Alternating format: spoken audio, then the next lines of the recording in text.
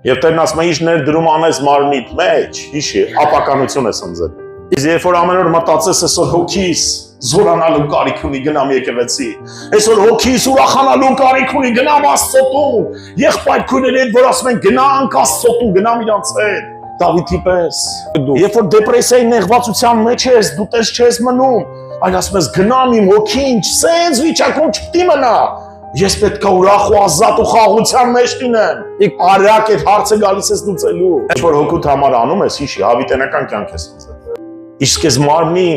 մարմինը քեզ չի արդարացնելու։ Եթե անընդհատ սերմանես այս մարմնի համար։ Ինքը դրված է որ մեծանա, ծերանա, այսպես է այս մարմին։ Ու ինչ ուզում ես արա, ինքը չի ջահելանա։ Մի խափվի, եթե